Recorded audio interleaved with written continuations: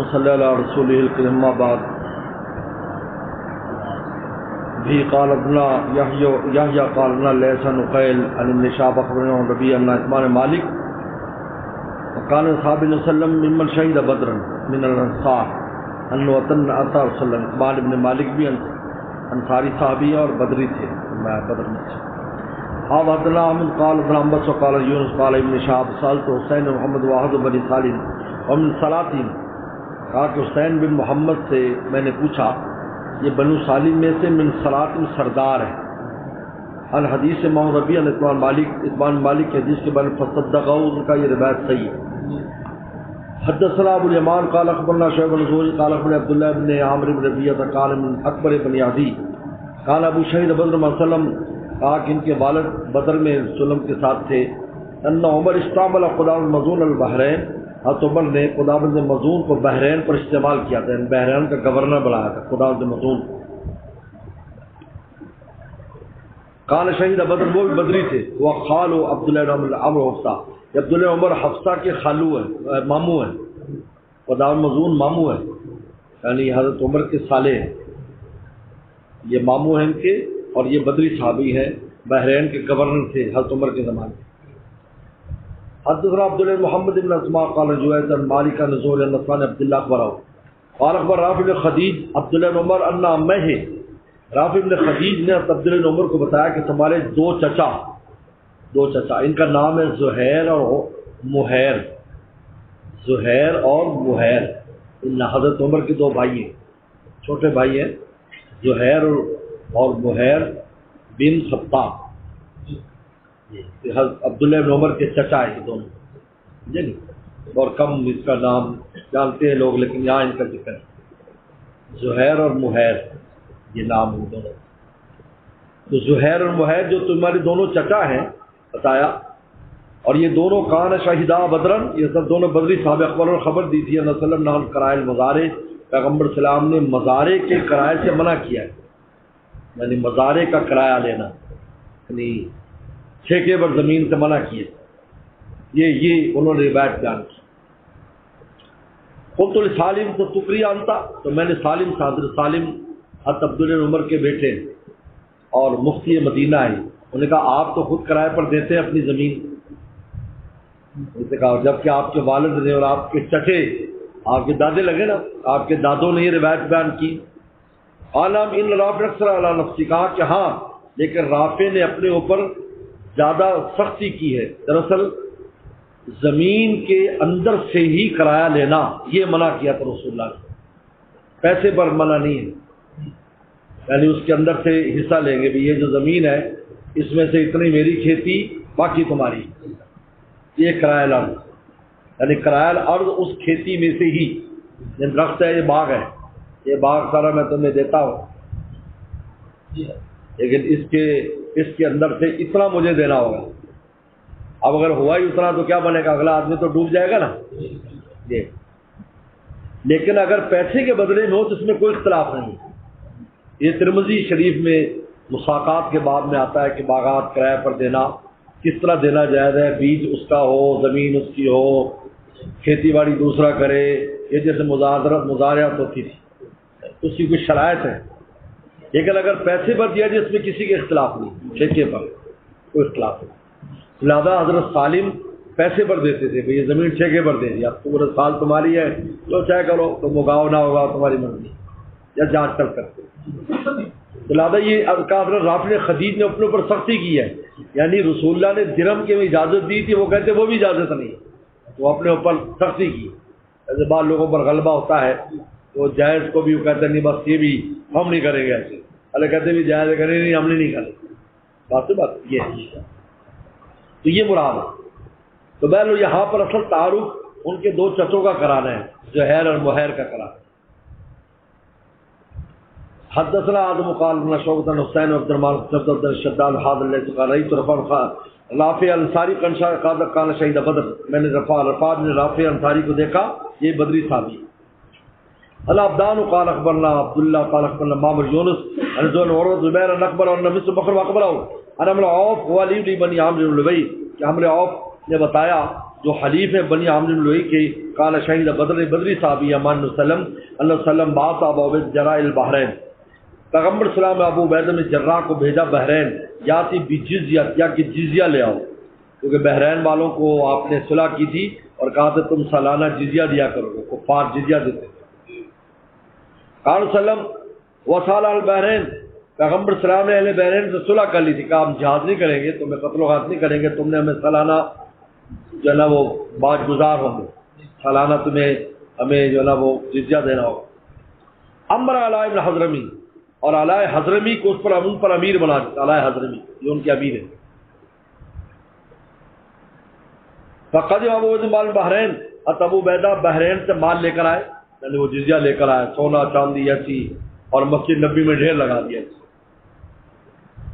فتبت فوقا کے فسمت انصار بکتوں ابو عبیدہ، انصار نے ابو عبیدہ کے آنے کا سنا، اور صلی اللہ علیہ وسلم، اور تو رسول اللہ صلی اللہ علیہ وسلم کے ساتھ فجر کی نماز پڑھی، فلم منصر جب وہ پیغمبر سلام نماز سے فارغ ہوئے، تعالذ تو سب انصاری اکٹھے ہو کر آ گئے، یعنی وہ جو غریب صحابہ تھے وہ آ گئے، کیونکہ وہ تقسیم ہوتا تھا اور وہ انتظار میں سے بھی آئے گا تقسیم ہوگا، کیونکہ کئی دن تک فاقے چلتے تھے گھروں کے، عجیب حالت، یہ جو آتا تھا اسی سے۔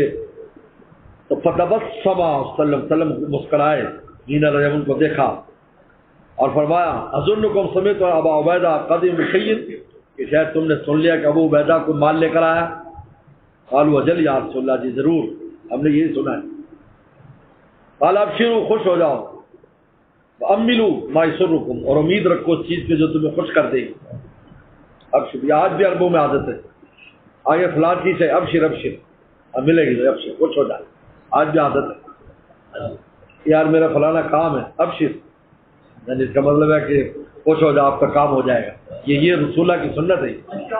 ابشروا، سانوں کو کم کہہ دینا تو ساڈا منہ بن جاتا ہے، اچھا بس کیا ہے، ابشروا عربوں کی عادت، فون ابشر ابشر، مولانا ابشر، کہ یار فلاں کتاب مجھے مل نہیں رہی، پتہ کرنا اس کا، یا مولانا ابشر، کتب خانہ بھی پتہ کرتے ملتی، یہ ایسے۔ واللہ اب رسول اللہ نے بات فرمائی، کیونکہ وہ زمانہ ایسا تھا، فقر و فاقہ تھا اور غربت تھی، آدھا آدھا کپڑا پہنتے تھے، نیچے لنگی ہوتی، اوپر کوئی چیز نہیں ہوتی۔ تو اس وقت آپ کیا فرما رہے ہیں، مل فقر اخشى علیکم، مجھے تمہاری فقیری کا ڈر نہیں ہے کہ تم فقیر رہو، میں کوئی ڈر نہیں، بلکہ اخشى ان تبسط علیکم دنیا، بلکہ مجھے یہ ڈر ہے کہ تم پر دنیا کھل جائے گی، کما وصل اکمل قبلکم، جس طرح پہلے پر کھل گئی تھی، فتنافسوها، تو وہ گھس گئے دنیا میں، کما تنافسوها، جس طرح تم بھی گھس جاؤ گے دنیا میں، وہی حال دیکھو، عربوں کا حال دیکھو، اچھا حال، تصور آپ نہیں کر سکتے، اللہ نے اتنا مال بتا دیا، ایسے بہ رہا ہے مال، تصور نہیں کر سکتے میں اور آپ، سوچ بھی نہیں سکتے کیا ہے۔ اس لیے کہا کہ مجھے فخر کا نہیں کہ تم فقیر رہو گے، مجھے یہ ڈر ہے کہ دنیا کھل جائے گی تم پر، تم گھس جاؤ گے جیسے پہلے گھسی، فتوری کما ہلاکتہم، تمہیں بھی ایسی ہلاک کر دے گی دنیا جیسے پہلوں کو ہلاک کی، یعنی دارین پڑ جاؤ، اور وہی حالات ہے۔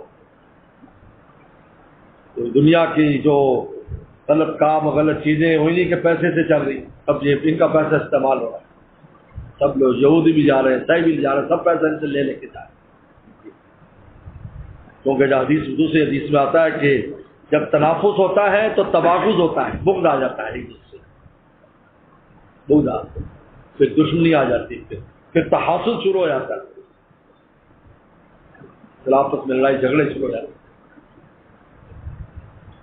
علام النعمان قال ادنا جریر ابن حازم نافع نے ابن عمر قال یقتل الحیات کلها، عبد عمر ہر قسم کے سانپ کو قتل کر دے، جو سانپ نظر آئے مار دیتے تھے۔ حتی حدث ابو لباب البدری، ابو لباب البدری رضی اللہ تعالی، یہ بدری صحابی بتا، ان کا تعارف آ گیا، انہوں نے بتایا اللہ علیہ وسلم نہان قتل جنان البیوت، کہ گھروں میں جو چھوٹے موٹے سانپ ان کو فوراً قتل نہ کرو، پہلے بکا بگو دو، ہو سکتا ہے وہ جنات ہو، کم سکانا تو پھر نہیں قتل کرتے، تو سانپ وغیرہ ایسی جگہ پر ہو تو اس کو پہلے کہو بھی، تو اگر جن ہے کچھ ہے تو نکل جا، غائب ہو جا، نہ جائے تو پھر مارو اس کو، یہ کیونکہ جنات ان کی شکلوں میں، تو گھروں کے جنان البیوت سے منع کر دیا۔ لیکن آپ نے جنات سے منع کیا، جنات کو منع کیا تھا کہ تم نے ایسا نہیں کرنا، اگر تمہیں کوئی قتل کر دے گا تو ذمہ دار نہیں ہے، تو تم سانپ کی شکل کرتے رہو تو لازمی بات آدمی موذی سمجھ کے مارے گا اسے۔ یہ سانپ کی شکل اکثر اختیار کرتے ہیں، جنات سانپ کی شکل اختیار کرتے، کیونکہ شیطان جو جنت میں گیا تھا تو جو اسی کے ذریعے تھی، سانپ کے اندر بیٹھ کے گیا، سانپ اور سانپ کو مور میں بور لے کر گیا، اس لیے سب کو اللہ تعالیٰ نے اتار دیا زمین پر یہ، اور ان میں آپس میں دشمنی ہوگی، سانپ اور مور میں بڑی دشمنی، ایک دوسرے کو قتل کرتے ہیں۔ شاہ عبدالعزیز محدث دہلوی رحمہ اللہ کا مشہور قصہ ہے، آپ حضرات نے سنا ہوگا کہ انہوں نے سانپ قتل کر دیا، وہ جن تھا، ان کو جنات پکڑ کر لے گئے، وہاں پر گئے تو بادشاہ لگی ہوئی ہے، قاضی بیٹھے ہیں اور ایک میت رکھی، انہیں کہا کہ یہ تم نے، قاضی نے کہا مدعی پیش ہوا، انہوں نے کہا میرے بھائی کو اس نے قتل کر دیا، یہ قصاص لیا جائے۔ بادشاہ نے قاضی سے کہا دو بھائی فیصلہ دو، جلاد تلوار لے کر کھڑے، نے کہا فیصلہ دو،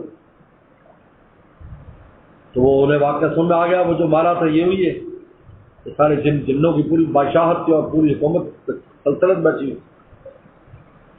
تو انہوں نے حدیث بیان کی کہ پیغمبر صلی اللہ علیہ وسلم نے جنات کو منع کیا تھا، سانپ کی شکل میں اگر کوئی قتل دے گا ذمہ دار نہیں ہے، مجھے لہٰذا مجھے کیا پتا تھا یہ جن ہے یا یہ سانپ ہے۔ اس وقت پیچھے سے ایک بزرگ جن اٹھا، بہت بوڑھا، انہوں نے کہا ہاں قضا سمیت، اسی طرح میں نے رسول اللہ کو سنا۔ وہ صحابی جن تھے جو اس وقت اس میں تھے جب رسول اللہ نے فرمایا، کیونکہ ان کی عمریں لمبی ہوتی، ہزاروں سال تک ہوتی۔ اب ہم جہاں گئے تھے جس جنگل میں، تو وہاں انہیں بتایا کہ یہ سلمان السلام کے زمانے کی جنات بھی ہوں، میزبان نے بتایا۔ تو پھر رات کو ساتھی جو میرے ساتھ تھے تو اس کو رات خواب میں بھی آ گیا کہ ایک بہت بڑا جن جو ہے نا وہ جہاں ہم بیٹھے ہوئے تھے رات کو، پھر ہم سو گئے تو کہا وہاں وہ نماز پڑھ رہے ہیں ایک جن، اور ایک دو اور چیزیں بھی بشارتیں دیکھی اس نے وہاں بالکل جنگل میں۔ مجھے سو بتایا، میں نے کہا کہ بھائی وہ جنات جو بھی مسلمان ہیں وہ ہمارے لیے آ گئے یہاں پر، کیونکہ یہاں شریر لوگ بھی ہو سکتے ہیں، یہ دیکھو وہ پیرا لگ گیا ان کا، یہ رات کو آ گیا نا، آپ کو نظر آ گیا۔ تو اس لیے ان کو تابی بھی کہا جاتا ہے کہ انہوں نے صحابی کی زیارت کی ہے، تابی جن کی، یہ عجیب ہے۔ یہ واقعہ بڑا ان کا مشہور واقعہ، ان کے جنات سے بڑا قریبی تعلق تھا۔ شاہ عبدالعزیز محدث دہلوی رحمۃ اللہ علیہ کے پاس بہت جنات آتے جاتے تھے، اپنے مسائل پیش کرتے تھے، بادشاہ بھی آیا کرتا تھا، بہت ان کے قصے واقعات پڑھنے ہوں تو ان کی جو عملیات عزیزی ایک کتاب ہے، ان کے عملیات ہے، اس کے اندر کافی واقعات ہیں، چھوٹی سی کتاب ہے۔ تو یہ ہے وہ جنات سے منع کیا، بم سکانا، اس کے بعد دلہے نمبر قتل نہیں کرتے تھے۔ خیر ابو لبابہ بدری کا تعارف اصل میں کرانے کا بدری صحابی، اس لیے یہ حدیث اس موضوع سے متعلق ہے، یعنی اس سے بحث نہیں ہے، یہ مغازی سے متعلق کوئی دے کہ یہ بدری صحابی نے روایت کیا ہے، اس کو بیان کرنا ہے۔ آپ بات سمجھ، حضرت ابراہیم منذر قال محمد فلیح ان موسیٰ وقبہ قال ابن شہابت عثمان وسلم، کہا کہ کچھ انصاری صحابہ نے رسول اللہ سے اجازت طلب کی، قالوا اذن لنا، ہمیں اجازت دیجیے، فلنترک لابن اختنا عباس، کہ ہم اپنے بھانجے عباس کو معاف کرنا چاہتے ہیں، فداء و فدیہ۔ قال واللہ لا تؤمنوا درہما، کہا کہ ایک درہم بھی نہ چھوڑنا، رسول اللہ نے فرمایا۔ اصل میں حضرت عباس رضی اللہ تعالیٰ عنہ قید ہو کر آئے تھے بدر میں، ابو الجسر ایک صحابی ہے، انہوں نے قید کیا تھا، تو انہوں نے جو مشقیں تھیں وہ اچھا، حضرت عباس 6 فٹ سے بڑا قد تھا ان کا، 6 فٹ سے زیادہ اونچا قد، اور ان کی آواز 12 میل تک جاتی تھی، آواز لگاتے تھے 12 میل تک سنائی دیتی، اللہ نے عجیب کو بنایا، سلم کے سگے چچا ہیں، تو ان کی مشقیں بہت زور سے کس تھی، جب زور سے کسی تو ان کے رونے کی آواز ہے، کیونکہ مسجد نبی میں سب کو باندھا ہوا تھا، تو پیغمبر اسلام کو نیند نہیں آئی اپنے چچا کی تکلیف کی وجہ سے، اور وہ راحمین تھے۔ خیر پھر وہ جب پتہ چلا تو خیر ان کی مشقیں تو آسان کر دی، اس پر صحابہ کرام کو ندامت ہوئی، یار یہ ہم سے غلطی ہو گئی، ہمیں ایسا نہیں کرنا چاہیے تھا، ہم نے مشقیں نہیں باندھنی چاہیے تھی۔ بہرحال اب رسول اللہ کو راضی کرنے کے لیے اور خوش کرنے کے لیے کہا کہ ہم اپنے اس بھانجے کا فدیہ معاف کرتے ہیں، ہم ان کا فدیہ نہیں لیں گے۔ یہ اب پہلا مسئلہ ہے کہ بھانجا کیوں کہا، یہ مسئلہ ہے، یہ اہم جگہ ہے اس کو دیکھو کیوں بھانجا کہا۔ عباس ان کے کیسے بھانجے انصاریوں کے لگتے ہیں، یہ بھی عجیب واقعہ اور عجیب قصہ ہے۔ اصل میں ان کے جو والد عبد المطلب وہ انصار کے بھانجے ہیں۔ عبد المطلب وہ ہوا یہ کہ ان کے دادا جو ہے پیغمبر سلام کے ہاشم، جن کا نام مشہور دادا ہے ہاشم۔ ہاشم جو ہے پیغمبر سلام کے جو عبد المطلب کے والد کا نام ہاشم ہے۔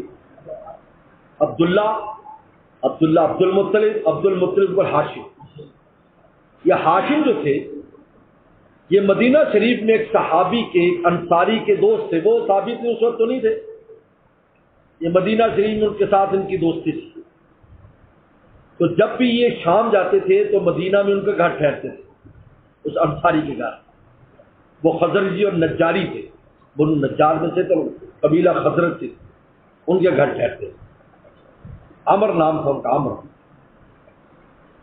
ان کی لڑکی تھی جن کا نام سلمہ تھا، وہ ان کو پسند آ گئی۔ ہر جگہ سے نظام تو ہوتا نہیں تھا، خدمت کرتی تھی۔ اس نے اپنے دوست سے کہا کہ یار آپ مجھے نکاح میں دے دیں، اپنی بیٹی میں نکاح میں دے دیں۔ میں نے بتایا عمروں کا کوئی مسئلہ نہیں تھا تو چلا۔ اس نے کہا کہ ایک شرط ہے، شرط یہ کہ اس کے جو بچہ پیدا ہوگا وہ مدینہ میں پیدا ہوگا اور یہ مدینہ میں رہے گی، اگر یہ شرط قبول ہے تو میں کر دیتا ہوں۔ انہوں نے کہا ٹھیک ہے مجھے قبول ہے۔ نکاح ہو گیا سلمہ کے ساتھ، سلمہ بنت عمر النجاری الخزرجیہ، ان کے ساتھ نکاح ہو گیا حضرت ہاشم کا، رسول اللہ کے جو پردادا ہیں۔ اب شام گئے، شام سے واپس آئے، اپنی اہلیہ کو لے کر مکہ چلے گئے۔ مکہ میں وہ حاملہ ہو گئی۔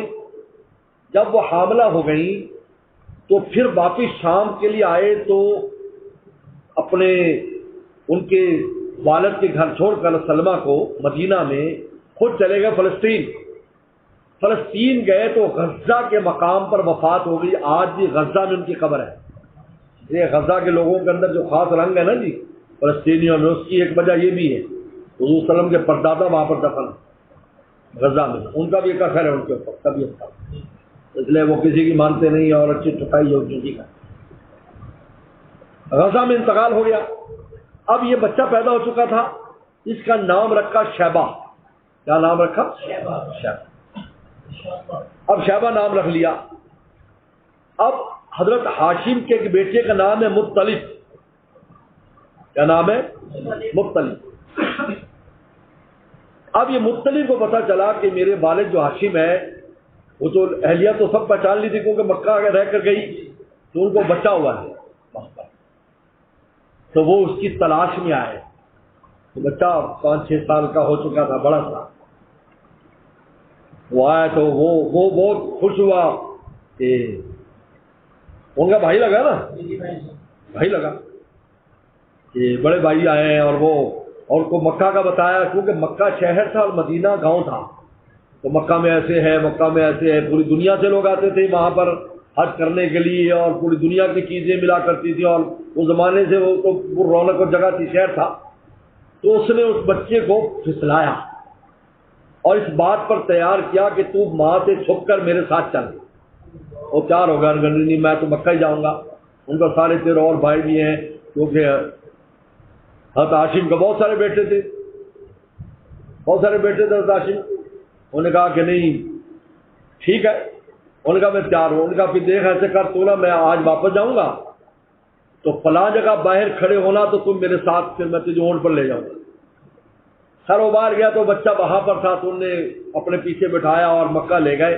جب مکہ پہنچے تو لوگوں نے پوچھا یہ بچہ کون ہے؟ انہوں نے کہا میرا غلام ہے، اس لیے ان کا نام عبد المطلب پڑا۔ اصل نام شیبہ ہے، عبد المطلب، مطلب کا غلام نہیں تھے۔ ویسے لوگوں سے کہا، کیونکہ ابھی یکدم میں خبر دوں گا کہ میرا بھائی ہے تو لوگ عجیب عجیب باتیں کریں گے، ان کا آہستہ آہستہ خبر کی اشاعت کروں، ابھی نہیں۔ کہا کہ عبد المطلب، یہ میرا غلام ہے. تو لوگوں نے کہا عبد المطلب. بعد میں پتہ چل گیا کہ یہ مطلب کے بھائی ہے شیبہ. لیکن اللہ تعالی نے عبد المطلب کو بہت اونچی شان دی، بہت اونچی شان. کہتے ہیں ایسی شان والا شخص نہیں گزرا. ان کا اتنا روب داب تھا اور اتنی ان کی شان تھی. مکہ کی مکہ کی ہر خدمت ان کی خدمت کا پاس آ گئی. ہر خدمت، ساری خدمت، لوگوں کو خدمت کرنا، حاجیوں خدمت کرنا، پانی کا مسئلہ، حرم کا مسئلہ، ساری سیادت اور قیادت کلی طور پر. اور انہی کے زمانے میں ابرہہ کا واقعہ پیش آیا، اور ابرہہ اتنا مرعوب ہو گیا تھا ان کو دیکھ کر کہ اس نے کہا کہ اگر آپ کہتے ہیں نا واپس چلو، میں واپس چلا جاتا، لیکن آپ نے تو مجھے کہا کہ میرے اونٹ دے دو. تو آپ کی حیت دیکھ کر اور آپ کی شان دیکھ کر تو میں نے سمجھا آپ یہ کہو گے بھی واپس چلے جاؤ، تو آپ تو اپنے اونٹ مانگنے لگ گئے. انہیں کی بات کی تھی. انہوں نے کہا کہ میں اونٹ کا مالک ہوں اور اس کا رب مالک ہے، وہ اپنے گھر کی خود حفاظت کرے. اور پھر حرم میں آئے اور پردہ پڑھ کا لا ہم الا المرء یمن رحلہ فمنع رحالک. اللہ ہر آدمی اپنے گھر کی حفاظت کرتا ہے تو اپنے گھر کی خود حفاظت کر. اور لوگوں سے کہا کہ مکہ چھوڑ دو مکہ کو چھوڑ کے نکل جاؤ، اسی وقت بھی کچھ ہو سکتا ہے. وہی ہوا کہ تب علم تر کیف فعل باصحاب الفیل. یہ عبد المطلب ہے. تو عبد المطلب کے بیٹے عباس ہیں، تو گویا کہ یہ ماں کی طرف سے انصاری ہوئے نا. اس لیے ابن اختنا کہا کہ ہمارا بھانجا اصل میں ان کا ابا ہے، یہ ان کے بھانجی کی اولاد ہے ابن اختنا عباس. یہ اچھی طرح تعارف دیکھ لو، ابھی نہیں سنا. اصل نام ان کا شیبہ ہے. عبد المطلب اس لیے کہتے ہیں کہ وہ مطلب لے کر گئے تھے.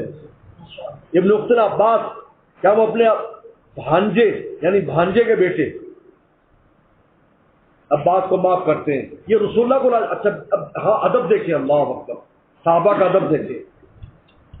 صحابہ یہ نہیں کہا کہ آپ کے چچا کو معاف کرتے ہیں تاکہ رسول اللہ پر احسان ہو، ہم اپنے بھانجے کو معاف کرتے ہیں. ابھی تو رسول اللہ نے سمجھ نہیں کی کہ آپ پر احسان کریں گے ہم. یہ صحابہ کا ادب دیکھیں. یاد چھوٹی بات ہو جگہ تھا میں نہیں کر دیا میں کر دیا. انہوں نے کہا نہیں ہم اپنے بھانجے کو معاف کرنا چاہتے ہیں، اپنے بھانجے. یہ نہیں کہا آپ کے چچا کو کہ رسول اللہ پر احسان کریں گے. ہم کیا احسان کریں، ہم اپنے بھانجے کو معاف کرنا چاہتے ہیں. فرمایا اللہ فرمایا ایک درم بھی نہ چھوڑنا. آپ نے کہا کہ کیوں؟ انہوں نے کہا کہ اس لیے اب ذریعے وہی آ گیا. کہا کہ عباس آتے ہوئے اپنے بیوی کو قیمتی ہار دے کر آیا ہے جو ہزاروں درم کا ہار ہے، وہ دے کر آیا. تو جب پوچھا انہوں نے کہا کہ آپ کو کیسے پتہ چلا؟ کیا مجھے جبریل نے بتایا کہ یہ قیمتی ہار دے کر آپ غریب نہیں ہیں، فدیہ ادا کرو. عجیب قصہ ہے. تو بہرحال تو چونکہ اس کا تعلق چونکہ بدر میں قید ہوئے تو اس لیے اس واقعے کو یہاں پر بدرین کی قسم جائے. حضرت ابو عاصم بن جابر زور ناطابی یزید عبید اللہ عدی بن صحاب ابن اسحاق قال ابن یعقوب ابراہیم الصاحب قال ابن اخی ابن شہاب ان امی اخبر عطاء بن ابي يزيد الاسلم جندي ان عبید اللہ عدی بن خیر اخبر ان عبد عمر الکندی کان علی بن زورا کان من شهد بدرا واصل اخر انه قال سلم اريد لقيت من الكفار. اب یہ صحابی کہہ رہے ہیں مقداد بن عمر کہ اگر میں کسی کافر سے ملوں لڑوں فقتل اور ہم دوسرے لڑائی کریں فضرب احدى يديه بالسيف اور وہ ایک ہاتھ سے میرے بازو پر مارے فقتل اس کو کاٹ دے ثم لازم مني پھر وہ درخت پر چڑھ جائے. قال اسلمت اللہ کا میں مسلمان ہو گیا. اقتل یا رسول اللہ بعد قطع بعد ما قطع. اللہ کے نبی کا میں اب اس میرے ہاتھ کاٹنے کے بعد بھی میں اس کو قتل کر سکتا ہوں؟ یعنی وہ مسلمان کہ میں مسلمان ہوتا ہوں، پہلے میرا بازو کاٹ دیا اب چڑھ گیا. اب وہ کہتے ہیں میں مسلمان ہوتا ہوں، دوسری بات میں تو لا الہ الا اللہ پڑھ لیتا ہے تو میں اب اس کو مار سکتا ہوں؟ قال سلم لا تقتلوا، نہیں اب نہیں مار سکتا. ارے یا رسول اللہ انہو قطع ادا، یہ نے میرے ایک ہاتھ کاٹ دیا ہے. ثم قال بعد ما قطع، ہاتھ کاٹنے کے بعد یہ کلمہ پڑھا ہے اور سلم لا تقتلہ، اس کو قتل نہ کرنا. فإن قتلته، اگر تو نے قتل کر دیا فإنه بمنزل قبل ان تقتله، تو اس کی طرح ہو جائے گا اس کو قتل کرنے سے پہلے. وإنه منزل قبل ان يقول كلمة التي قال، اور وہ اس طرح ہو جائے گا کلمہ پڑھنے سے پہلے جس طرح کلمہ پڑھنے پہلے تھا. یعنی وہ جس طرح وہ معصوم الدم نہیں تھا، یہ واجب القتل تھا جب وہ کافر تھا. اب اگر تو قتل کرے گا تو معصوم الدم نہیں رہے گا، تو قصاص میں قتل کیا جائے گا. وہ کلمہ پڑھ لیا، چاہے پہلے کچھ بھی اس نے ظلم کیا، لیکن تو اس کو کچھ نہیں کر سکتا. وہ تیری طرح ہو جائے گا تو اس کی طرح ہو جائے گا، وہ مظلوم بن جائے گا تو ظالم بن جائے گا. پہلے تو مظلوم تھا، وہ ظالم تھا، لیکن جب کلمہ پڑھ لیا اب تو قتل، اگر تو نے قتل کیا وہ تیری طرح ہو جائے گا. اور دو بھی گناہ، جس طرح وہ پہلے گناہ گار تھا یا کافر تھا، اب تو گناہ گار ہو جائے گا مسلمان کو قتل کرنے کی وجہ سے. یہ رسول نے فرمایا کہ تو اس کی جگہ پر آ جائے گا جس طرح وہ پہلے جو ہے، جس طرح پہلے وہ تھا اور تو وہ ظالم تھا، تو مظلوم تھا کہ وہ کافر ہو کر اس سے لڑ رہا تھا.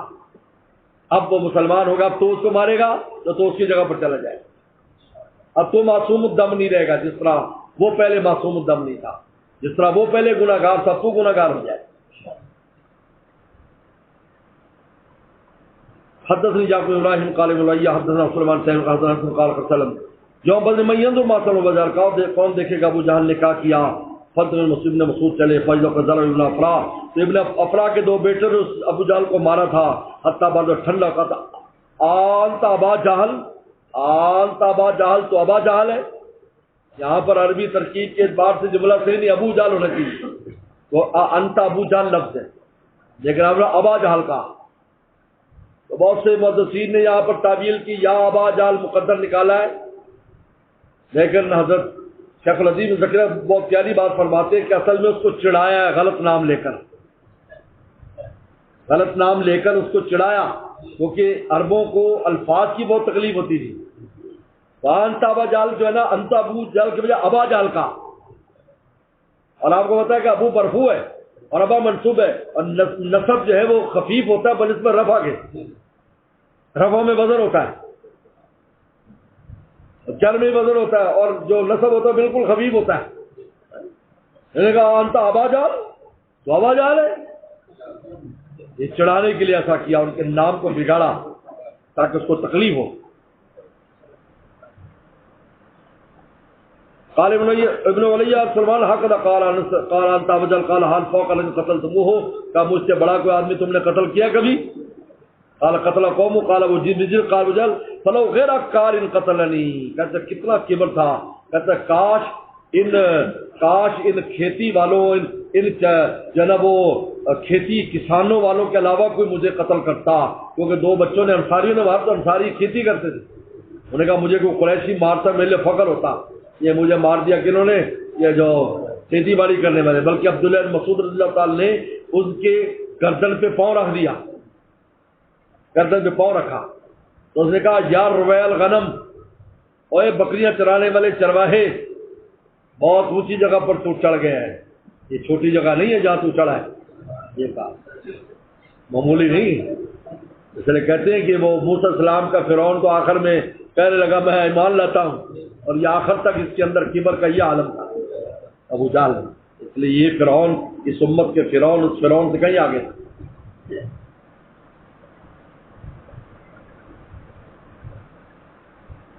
حضرت موسیٰ قال حدثنا عبد الواحد قال محمد الزہری قال عبید بن عبد اللہ حدثنا عباس انور لما توفی وسلم قلت لابی بکر، جب پیغمبر صاحب کا انتقال ہو گیا، حضرت عمر نے ابو بکر سے کہا انطلق بنا الاخوان من الانصار، کہ ہم انصاریوں کے پاس جائیں. فلقینا منهم رجلا صالحان شهدا بدرا، ہم دو نیک لوگوں سے ملے جو بدر میں حاضر ہوئے تھے. ادا اور وقال هما عمیم بن سعیدہ مان بن سعدی، عمیم بن سعیدہ مان عدی، ہم ان سے ملے.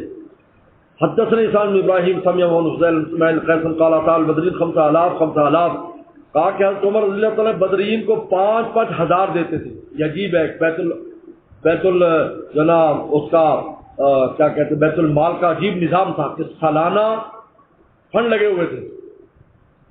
تو ان میں مہاجرین کو 5000 سالانہ ملتے تھے اور انصاریوں کو 4000 اور امہات المومنین کو 12,000 درہم حضرت عمر کے زمانے میں، کیونکہ بہت اللہ نے فراوانی دی تھی.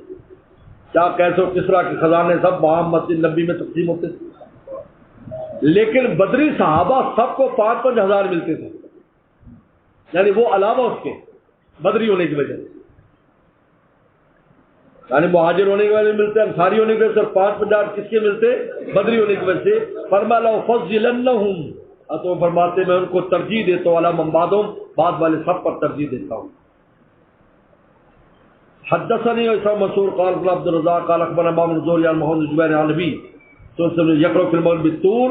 یہ جبیر ابن مطعم بہت بڑے صحابی ہیں. ان کے والد مطعم ہیں. مطعم ان کے رسول اللہ پر دو احسانات تھے مطعم کے. پہلے احسان تو یہ تھا کہ پیغمبر اسلام جب طائف سے واپس آئے، طائف والوں نے تو بالکل بہت مارا پیٹا اور بہت برا سلوک کیا، تو پھر واپس مدینہ مکہ آ رہے ہیں. اب ایک دفعہ جو چلا جاتا تھا تو بغیر کسی کی ضمانت کے آنے نہیں دیتے تھے. تو جبیر بن مطعم نے اپنے 4 بیٹے بھیجے اور چاروں کو کونے پر کھڑا کر دیا. خانہ کعبہ نے اعلان کیا، ہمارے والد کا اعلان ہے کہ میں محمد صلی اللہ علیہ وسلم کو، محمد بن عبداللہ کو میری زبان میں. تو سب نے کہا کہ ہم ان کی زبان کو نہیں توڑ سکتے. ایک تو یہ احسان تھا. دوسرا احسان تھا کہ جب شیب بنی طالب میں ان کو بند کیا، قریشیوں کو، ہاشمیوں کو اس میں بند کر دیا، تو اس وقت اس معاہدے کو ختم کرانے میں سب زیادہ کوشش مطعم نے کی تھی. جبیر کے والد نے سب زیادہ کوشش کی. لیکن پیغمبر صلی اللہ علیہ وسلم کی یعنی ہجرت سے کے بعد یا ہجرت سے پہلے ان کا انتقال ہو گیا تھا. مسلمان نہیں ہوئے تھے تو ان کا انتقال ہو گیا. اس پر پیغمبر صلی اللہ علیہ وسلم نے یہ بات فرمائی جو آ رہی. تو جبیر بن مطعم جو ہے نا، یہ صحابی ہیں، بہت بڑے صحابی ہیں. یہ کہتے ہیں کہ سب سے پہلے میرے دل میں ایمان اس وقت آیا جب میں بدر میں قید ہو کے آیا، یہ بھی قیدیوں میں. تو پیغمبر صاحب نے مغرب پڑھائی اور اس میں سورۃ طور پڑھی، بطور و کتاب مستور، رسول اللہ نے پڑھی تاکہ میرے دل میں ایمان بیٹھ گیا. لیکن اس کا اظہار انہوں نے فتح مکہ میں کیا. اظہار کب کیا؟ فتح مکہ کے موقع. کیا ایک تو سن میرے دل میں بیٹھ گیا. ذالک اول ما بقل ایمان فی قلبی، اس وقت میرے دل میں ایمان بیٹھ گیا جب رسول اللہ سے میں نے سورۃ طور سنی. رسول اللہ پڑھے اللہ اکبر، کیا حالات. زہری محمد بن جبیر مطعم نبی صلی اللہ علیہ وسلم قال فی سال بدر. اس کے بعد اب دوسری بات یہ فرمائی، لو قال مطعم ابی حیا، ان سے فرمایا جبیر سے اگر تیرا والد ابھی زندہ ہوتا، ثم کلم فی حال نتنا، پھر ان بدبودار لوگوں کے بارے میں مجھ سے بات کرتا. وہ کافر تھے نا، مشرک تھے، مشرک نجس ہوتا ہے.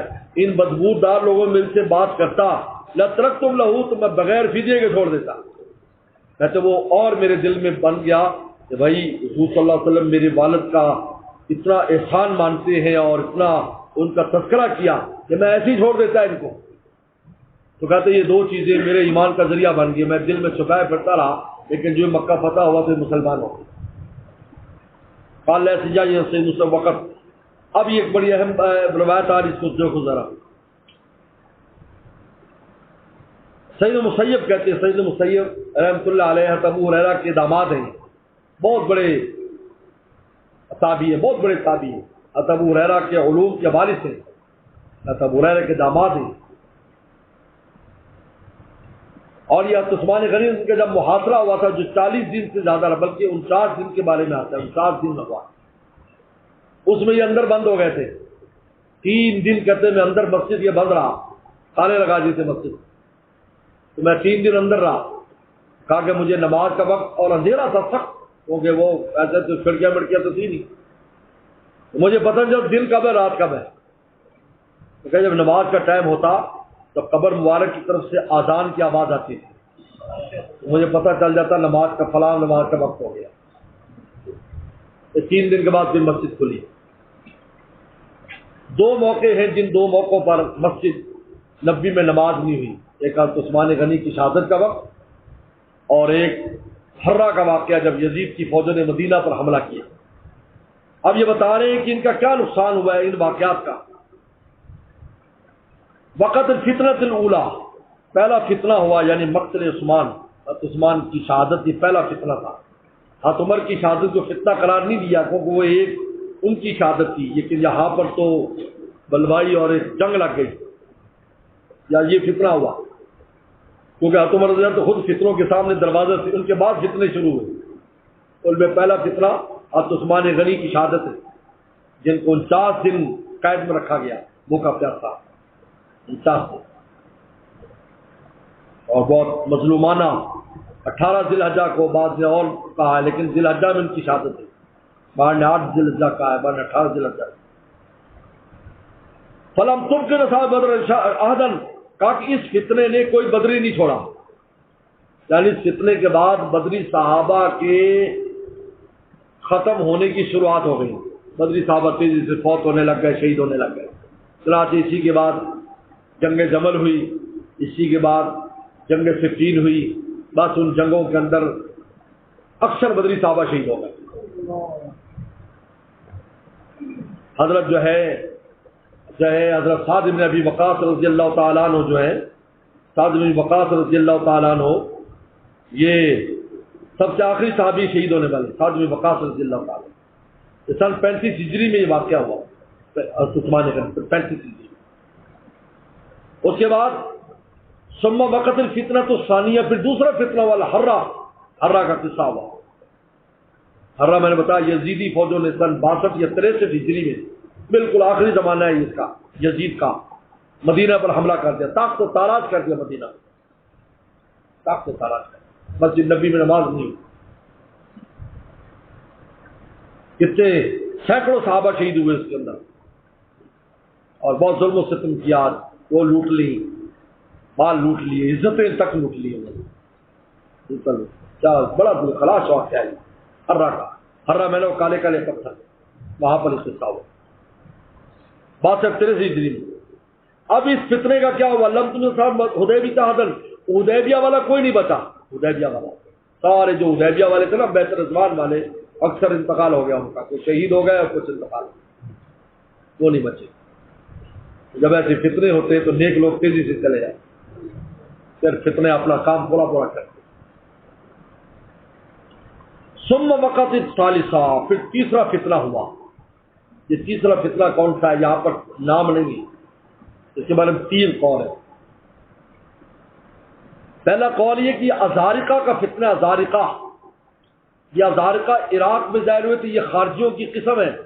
20 سال تک یہ فتنہ رہا، 20 سال، یہ یزید کی وفات کے بعد شروع ہوا، 20 سال تک رہا، اور ہزاروں مسلمانوں کو شہید کیا انہوں نے، جو مسلمان دیکھتے قتل کر دیں۔ یہ عجیب ہے، 20 سال تک کو۔ اس لیے آیال الحجاج میں نے ایک واقعہ پڑھا، ایک ترکستان کا ایک سردار تھا، تو اس نے ایک فوج بنائی تھی صرف حاجیوں کی حفاظت کے لیے۔ اس کا کیا کام تھا کہ وہ پھرتا رہتا تھا راستوں پر پورے عالم اسلام میں، جو حاجی ہوتے تو ان کو پہنچاتا تھا، جہاں جہاں اسے پتا ہوتا یہاں خارجی حملہ کریں گے تو وہاں ان کی حفاظت کرتا تھا، خارجیوں سے اور ڈاکوؤں سے، تو پوری معلومات تھی اس کے پاس، اس سے فوج تھی، وہ اس کو کھلاتا بنے۔ کام کیا ضرور کہ حاجیوں کی حفاظت، جاتے اور آتے، ان کا ہی کام تھا۔ اس کا انتقال ترکستان میں ہوا، کوئی بخارا کے پاس۔ اس کی وصیت تھی کہ مجھے مدینہ میں دفن کیا جائے، وصیت دی تھی، کیونکہ اس نے پوری زندگی اس میں گزاری حاجیوں کی حفاظت کے لیے، کیسے اللہ رسول دیش تھا اس کا۔ تو عجیب قصہ لکھا ہے کہ اس کی میت وہاں سے چلی، پیدل چلی، تو ایک بستی میں آتے تو بستی اگلے بستی میں لے جاتی، وہ اگلی بستی میں لے جاتی، پیدل بخارا سمرقند سے مکہ پہنچی۔ لوگ لے کے آتے، حاجی لوگ، کیونکہ لوگوں کو اتنا اس سے محبت ہوتی کہ یار اس سے بڑی حفاظت کی، تو لوگ کندھا دے کر لاتے، اور پھر کہتے مکہ شریف میں لا کر اس کو طواف کرایا، اور پھر اس کو مدینہ لایا گیا، اور مدینہ میں جہاں پر حجرات ہیں اب ہماری ماؤں کے حجرات، وہاں پر آج بھی وہ دفن ہے۔ یہ ازارقہ کا فتنہ تھا، لیکن یہ یہاں مراد نہیں ہے کیونکہ یہ عراق میں ہوا تھا، اور یہاں ان فتنوں کا بیان جو مدینہ میں ہوئے۔ تو پھر کون سا فتنہ ہے؟ تو بعض نے کہا کہ یہ فتنہ حضرت عبداللہ ابن زبیر کی شہادت ہے، جو حجاج بن یوسف نے کیا تھا۔ عبد الملک بن مروان نے حجاج بن یوسف کو بھیجا تھا عبداللہ بن زبیر کی شہادت کے لیے، قتل کرنے کے لیے۔ چنانچہ یہ فتنہ ہوا، اور اس فتنے بہت دور تک اس کے اثرات گئے۔ جب وہ وہاں شہید ہوئے، ان کو پھر سولی دے دی گئی، اور اس نے منجنیقوں سے حجاج بن یوسف نے پتھر پھینک کے، جس سے خانہ کعبہ بھی منظم ہو گئی۔ وہ یزیدی کا بنیاد تھی، کیونکہ یزید کی حکومت نہیں مانی، مکہ کو بھی اس نے آگ لگائی، مدینہ کو بھی آگ لگائی یزید۔ پھر کہتے یزید پاک ہے، یزید بخشا ہوا، پھر لوگ ہمارے ہم میں سے ایسے لوگ کہتے۔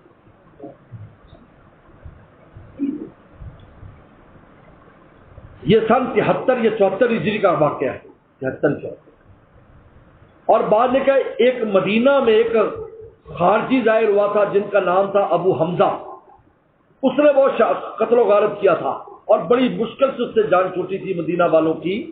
یہ سن 130 ہجری میں، کہتے وہ یہ مراد ہے یہاں پر تیسرا فتنہ۔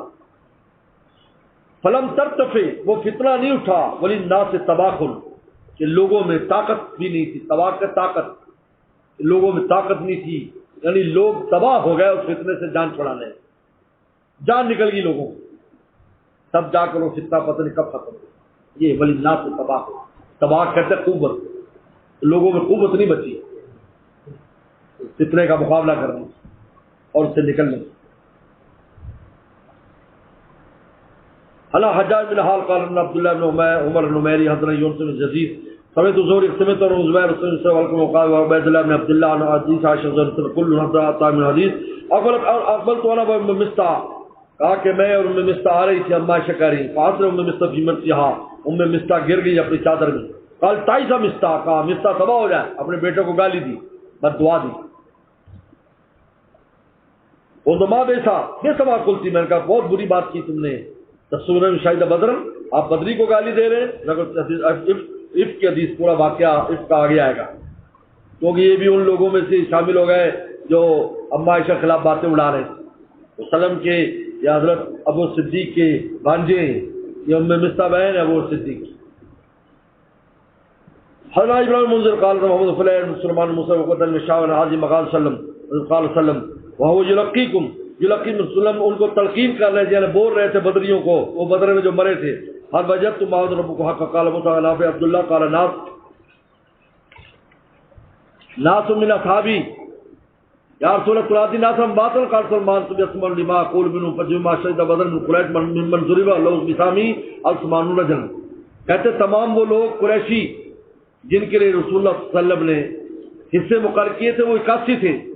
کان اولت زبیر یقول الزبیر قسمت زمان قانو میاں، وہ کہتے 100 تھے، وہ کیا کہتے 100 تھے، لیکن آسان ہے اس لیے کہ جو لڑنے والے تھے وہ تو 81 تھے، لیکن حصے 100 کو دیو، کیونکہ بعد رسول اللہ نے کام بھیج دیے تھے کہ تم نے یہ کام کرنا ہے، تو بدر کی جنگ میں نہیں تھے لیکن حصے دیے گئے تھے، یہ تو عثمان غنی کو حصہ ملا اور کئی صحابہ کو حصہ ملا کہ بھائی تم فلاں کام کرو تمہیں بدر کا حصہ ملے گا، تو بدریوں میں شمار ہوتے ہیں یہ، تو لہٰذا جب حصے تقسیم 100 تھے لیکن عدد کے اعتبار سے 81 تھے اور پیچھے گزرا 77 سے، لہٰذا کوئی اختلاف نہیں، حصے 100 کو ملے۔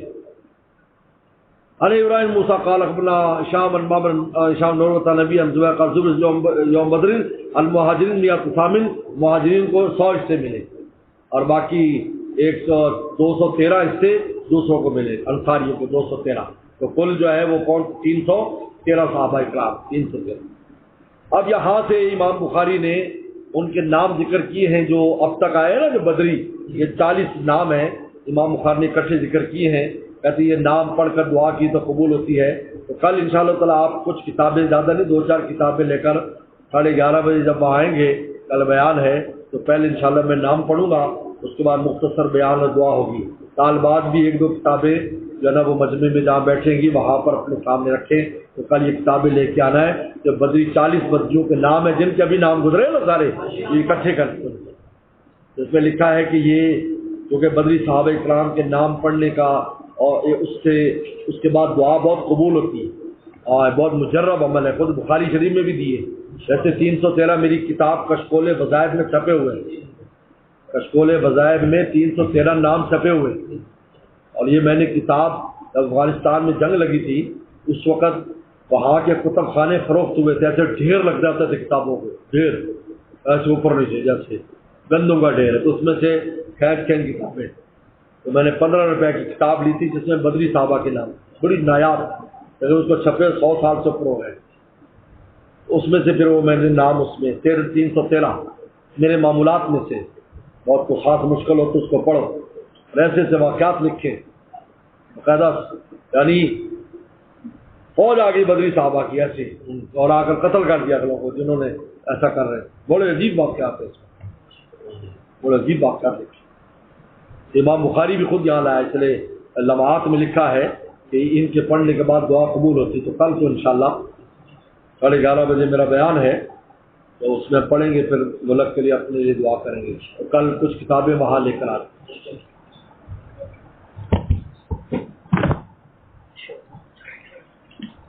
وضو کرو، جلدی وضو کرو۔